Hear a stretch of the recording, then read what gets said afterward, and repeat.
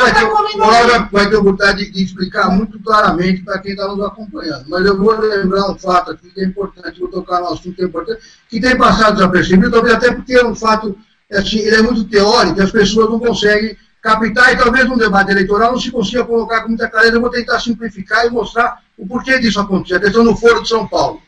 O Prado lembra bem porque acompanhou isso como repórter. Por exemplo, o caso a questão do Mais Médico.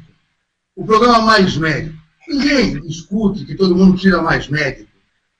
Agora, o programa Mais Médico, a forma que ele é constituído, de você pagar 10% do que você repassa para a Cuba, para o médico vir aqui, é um acordo internacional sobre tráfico de pessoas, exploração de mão de obra e condição análoga de escravo, oficial entre dois governos.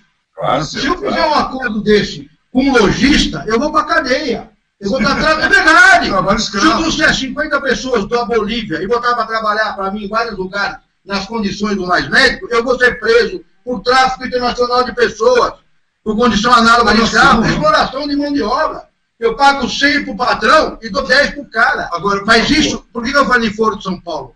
Isso é o pagamento, como são os empréstimos inconfessáveis, os empréstimos secretos para Cuba, como é o Porto de Mariel, ao Foro de São Paulo, que nasceu depois que Cuba parou de receber financiamento da União Soviética para financiar os grupos terroristas e fazer o treinamento na Nicarágua, que tinha lá atrás, onde surgiu o sequestro do Abílio Diniz, em 89, quando se esfacelou a questão financeira dos países de esquerda, e aí se montou grupos para fazer sequestro, repassar recursos, até chegarem no poder. Quando chegaram, estão pagando a conta. Ou estou mentindo, Olavo? Não, está certíssimo. Toda a política do PT no poder, ela vem de uma articulação comunista internacional, de um plano estratégico global de abrangência continental. Não pode esquecer aquilo que foi dito no próprio vídeo do 3º Congresso do PT. O Foro de São Paulo é a coordenação estratégica da esquerda latino-americana. Ele não é um clube de debate. É a coordenação estratégica. Tudo é decidido nessa escala internacional e depois aplicado em escala nacional. Por isso é que... lembrar que esse pessoal que hoje está no poder aqui, só lembrando lá, esse pessoal que hoje está em posição estratégica no governo brasileiro, foi treinado em Cuba, foi capacitado na Nicarágua, foi terrorista no passado, e hoje está pagando a conta para esses caras. Oficialmente, através de programa Mais Médico, de Porto de Mariel, de financiamentos internacionais secretos, sigilosos, que o Congresso não consegue investigar. Nós precisamos lembrar isso, a população precisa acordar para isso. Agora é o seguinte... Esse é o ponto central de tudo. A lei eleitoral de 1995 determina o fechamento de qualquer partido que esteja subordinado a uma entidade internacional. O PT é um partido ilegal. O PT não tem o direito de existir. E esse é que é o ponto. Nós criamos aí, só para complementar o que você vai falar. Aí se explica, não se justifica. Mas se explica o mensalão. Porque aí você forma a sua base no Congresso, compra todo mundo e evita que isso seja levado para o foro competente, que é o Congresso Nacional, que devia apurar e propor o impeachment de quem faz isso. Exatamente. Então, quer dizer, tamparam todos os canais possíveis pelos quais o crime poderia ser denunciado e punido.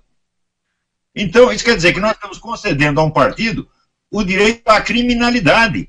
O PT é impunível.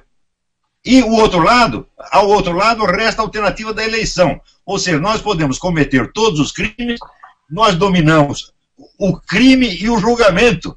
E você pode ir lá apresentar um candidato. Ou seja, é uma situação totalmente desigual.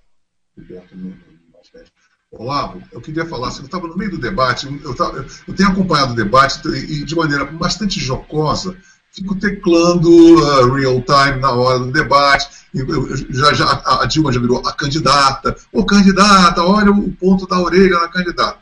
Chegou um determinado, no penúltimo debate, eu teclei assim, chegou um determinado momento, que a gente estava falando sobre exatamente sobre os mais médicos, e tinha sido flagrado, como no Cláudio Humberto, de que um capitão do exército cubano foi descoberto, disfarçado de mais médicos, e descobriram, foi um cara das Forças Armadas, porque pelos hábitos de caserna daquele cara, descobriram que ele era um militar, foram lá, descobriram que ele era um capitão do exército cubano, e, pior, diz que há várias Não da inteligência cubana. Da inteligência chama, cubana. Por sinal, Cu. É claro que tem. Agora, sim, o que eu quero dizer é o seguinte.